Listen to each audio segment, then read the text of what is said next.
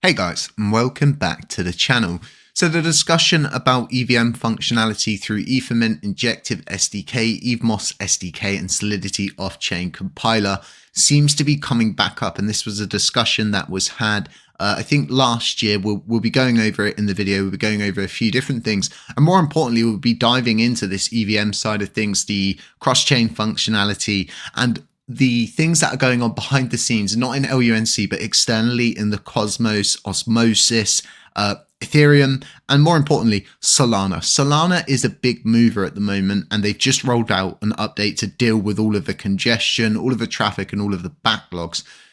As the LUNC chain, we do not struggle with anything like this. In fact, we are lightning fast. We're pretty fast. We're on the levels of like BNB, XRP for just how quick our coins can arrive once we've sent them. It really doesn't take long. And if we ever got to a point where the chain was so bloated and so congested that there was backlogs, there was transactions failing, we've got so many routes we can take. We can increase the active set back up to 130, which would be a good idea just to do now, in my opinion, to attract more new validators so they can make their way, they can rise from the bottom up to the top sort of thing. Now, what else you can do is also ask each validator that's currently running on chain to run more hardware. And honestly, the amount that some of these top validators are getting, you guys wouldn't be asking a lot in that sense. You'd probably be asking them to spend an extra $80 a month.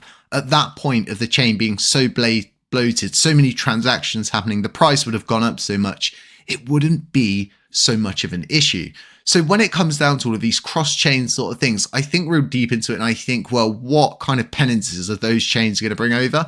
And for us, all of this is definitely time, place, and placement. So like I said, people are discussing the relaunching of the EVM functionality, and this was discussed, and my point of view was at the time on this, and this is such an important point to take in, was we were moving towards the halving event, and the idea was that the L1 team was supposed to get a website up, they were supposed to get a wallet system up, they were supposed to get a new document system up, and the L1 never provided any of those three. In fact, we're currently providing you with on-chain and chain-owned wallet infrastructure, metric systems, the works, so to speak. So we've reached a point, I would say, where all of that stuff's done and dusted. You guys don't need to waste your time, energy, resources, or trying to get a development team to do something that hasn't been done over 2 years and fell back down to community-led validators like myself. Now,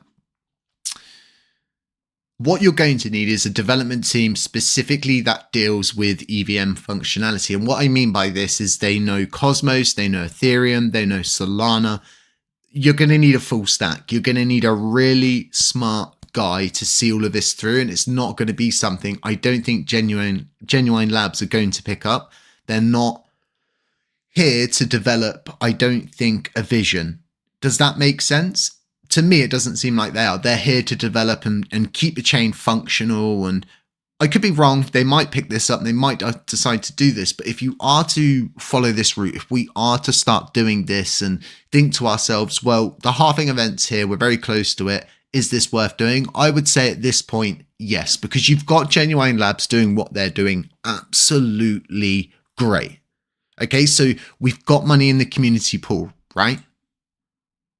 We've got a considerable amount in there. It's almost at 5 billion LUNC. So we can afford a decent development team. If someone can go out, find them, they're KYC, they can come on chain and they can work. But that's such an important point when you're putting proposals out there, because what we don't want to do, right, is lead everybody into a kind of like what I was saying in the previous video today, this committing to something that's not fully thought out. It's not a system, and it could just lead to a lot of confusion. Now, like I was saying, there's a lot of stuff going on in the background. So the whole reason of me doing this video at the moment and kind of saying, well, maybe we should look into this, is these two articles here. So we've got today, this dropped today at 9 a.m. This dropped on April 3rd, 2024. It's because the next article dropped today. We'll get onto that shortly. But back on April 3rd, Picasso connects Ethereum to the Cosmos IBC. This is a really interesting article. So interoperability and staking hub Picasso network has successfully integrated the inter-blockchain communication, which is the IBC layer, protocol with Ethereum. This means that Ethereum can now transfer assets and data natively with the Cosmos hub, Polkadot, and Kusama via IBC. According to Picasso, more chains will be connected in the near future, including Solana. And we'll get onto that shortly. So most bridging protocols today use the lock and mint or lock and burn method to transfer across blockchains, which can pose a security risk. Other blockchains introduce the trust assumptions by introducing third parties who oversee these transactions. For this reason, native bridging is often considered the most secure way for two separate blockchains to transact with one another. So if you're wondering what the lock and burn method is, or the lock and mint method is, it's where you have the same situation with Luna and UST. If you take one from Luna and you add it to UST, okay, neither of the supply chain. You burn one, you give it to the other. And if you give that one back to that one, you burn, vice versa. You get the point. We've gone over it a load of times here.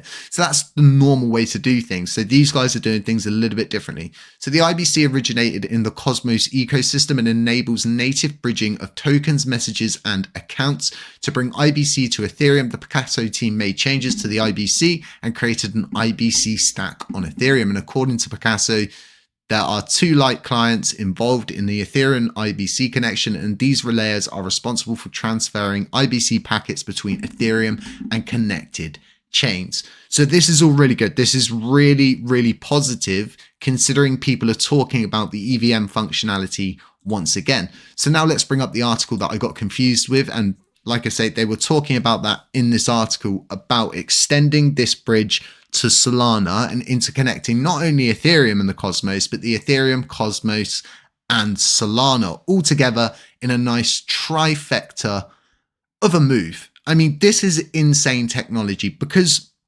everybody seems to me like they want to spin up meme coins at the moment on LUNC, on the Terra Classic ecosystem being Columbus 5 network. I think this is great. But what I don't think is great is that it's all happening just on LUNC. So by comes crunch, you're getting at the same user base. You're not really attracting new users. You're going to attract some, don't get me wrong. You're going to attract some, but you could attract a lot more if you open up our blockchain through IBC connections, more importantly, to Solana and Ethereum. Okay, this is a huge step in a crazy direction, which would just flood, right, our chain with the possibility of loads more people coming and making meme coins, getting liquidity brought onto the chain, and all of those different things. So what I would say is, right, I think we need a token factory. I think we need a responsible one that is chain owned, that we know the pools, the people getting involved are going to be doing it all for the chain. And it's not a bad thing that people go to third parties and they spin them up and, there's all that going on. That's great. I love it. That's supposed to happen. That's the normal route. It's just normally a blockchain has all of its tools in place. So there's not normally a gap in the market. There's just people building on top of your already existing market, which is good for you. It's good for business. It's very cash money, so to speak. Now, with all of this being said, right, we need a development team. It's no good as discussing it and laying it all out if we don't have a development team to begin with. What I would do is, if I was following this and getting all of this interconnected, I would go and find a development team first. I would vet them. I would get them KYC'd if they're not already, and I would go from there. It's at that point then I would write a discussion. Right? I'd go from A to Z with the thing, explain everything, all of the ins and outs, the up, the downs, the left, the rights, cross the T's, dot the I's. And then I would get it up for a discussion. I'd leave it up for discussion. I'd let everybody have all of the ins and outs. And then I would move to a proposal. But that's just what I'm thinking, right? Because there's so much confusion. We know how confused everybody gets when a proposal goes up, it passes. And what's going to happen is if that new Terra Classic establishment team passes, it kind of leaves the door open for any team to come on board. It's a really weird open-ended scenario now where we kind of need to be careful what manual proposals go up and what we say yes and what we say no to. It's all really interesting at the moment. I think this is really interesting. I think this all could be very groundbreaking. And like I was saying at the beginning of the video, because there's definitely going to be people who moan and will say, well, you were against these EVMs. It's not that I was against the EVMs. I was against the time, place, and placement of the EVMs, because we wanted the L1 team to work on a wallet. We wanted them to get the infrastructure up. We wanted a document system. We wanted the full bang. And we never got that. And then, as much as I shouldn't do this, we have that now. We have it in the same format as V2. We've brought you exactly what you need to continue your journey. So it's at this point, then once again, we look at the bullet points and kind of summarize this video. Genuine Labs are working on what they're working on. Cool. And they'll continue to keep the chain functional. They'll keep pushing things forward. If they're not willing to take this up, I don't know who's in contact with them. I'm definitely not. I would speak to them. And if they're not up for it, I would then go and find that development team and find someone who can do this, because it's a huge world. You can open up many, many doors when it comes to EVM functionality just on Ethereum. If you don't know what Chainlink is, I did a video on Chainlink specifically on CCIP, which is really interesting technology that can be bridged over, and we can open up the blockchain to so much more. And like I said, get that token factory in place, get a good swapping system in place, and it's going to be very cash money for the blockchain. And we'll be laughing all the way to the bank as the community pool goes up, the Oracle reward pool goes up, the price goes up, everything goes up like Courtly. It's going to be insane if we can get our boxes and all of our frogs, right, in order. And I say the frogs is because that's what I look at when the aliens see. There's just like so many people like bouncing around doing so many different things, but not really doing anything, if that makes sense. But for me, when I think about it and I start to put all of this sort of stuff together, and I say to myself, well, we've got the tools, we've got all of the different things, we've got the ins and outs, we've got the ups and downs. I mean, at this point, we can even bring up historical proposals. What we're bringing during this week, and we're going to be launching for Lunc Dash this week, is game changing. You guys are going to love what we've brought, and we've recently added CW20 tokens, so you can go and you can look at all of your different meme coins. But what I'm getting at here is we've got everything, right?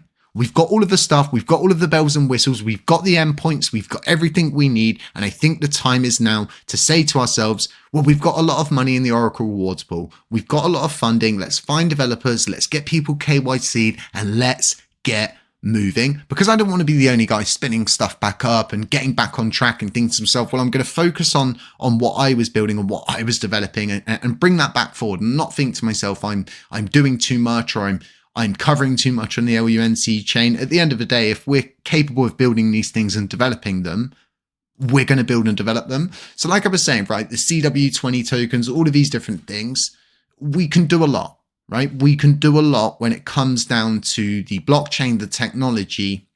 If it all starts moving in that direction, we get the EVM development, we get that gap bridge between Ethereum and Solana. I would think to myself, if nobody makes a good token factory, no one makes a good swapping system, we would have to figure it out ourselves. We would have to find a way to figure it out ourselves. If I have to self-fund it like I always do, I'll do it. If we have to do that to build it for the chain so it's there, no one is building in the gap. Instead, they're building on top of the gap that we've closed down. I think that's far more bullish than just opening the doors and hoping for the best. But let me know what you guys think about all of this. Let me know what you think about the EVM functionality. Let me know what you think about the token factory, the on-chain swapping, and all of these different things. If there's anything you wanted added to Lunc Dash, let us know in the comment section. We will go through, we'll take a look. Links to everything in the description, links to Lunc Dash, the wallet system, everything like that. Simple to use, guys. Other than that, stay safe, stay humble, stay aware. And as always, I'll catch you in the next one.